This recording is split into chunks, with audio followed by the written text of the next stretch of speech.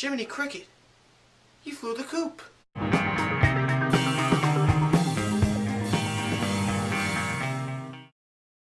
Moonrise Kingdom. Now this film was directed by Wes Anderson, who has directed a lot of films that people tend to praise. And believe it or not, I've only seen one other movie from this director as of yet, and that's Fantastic Mr. Fox. And I love that movie. This is the first legitimate Wes Anderson live-action film that I've purchased a ticket for and witnessed. And I have to say, I really, really like this movie. Now we have a ridiculous cast in this film. We have Bruce Willis, who you would never think to see in a role for a movie such as this. Edward Norton, Bill Murray, Frances McDormand, Tilda Swinton, who still scares the crap out of me, Harvey Keitel, and Jason Schwartzman. Then you have the two primary roles played by child actors, Cara Hayward and Jared Gilman, who play the respective characters of Susie and Sam. This is the first legitimate cinematic film that I have seen this year. Like, very artistic, very director influenced. Like, it just felt like a movie that was made by art. This film could be dissected down between metaphors and allegories and a lot of other things, but in a simple way, this is a love story, and it's about these two kids who want to break from the conformity of the world, and they just want to do what they want to do. And it's based around a Boy Scout camp. And when I was younger, I was a Boy Scout. Not for long, I think maybe 1 or 2 years. I was definitely able to relate to this film a little bit. And when you're a Boy Scout, it's very, very, like, commanding and very straightforward. Everybody can relate to wanting to break away from the norm. Now, people have been praising this movie like it's like the greatest thing in the world, like the greatest movie of the year. I'm not going to say that because, just being honest, I didn't love this movie.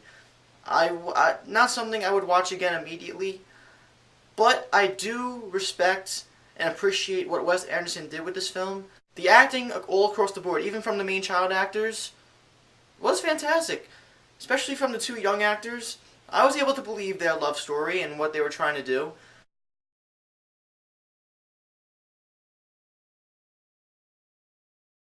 The cinematography in this movie is out of this world.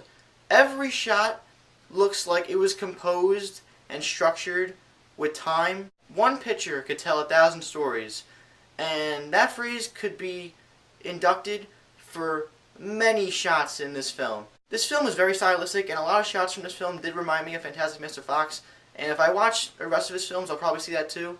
So Wes Anderson definitely has this really unique style, and I personally dig it.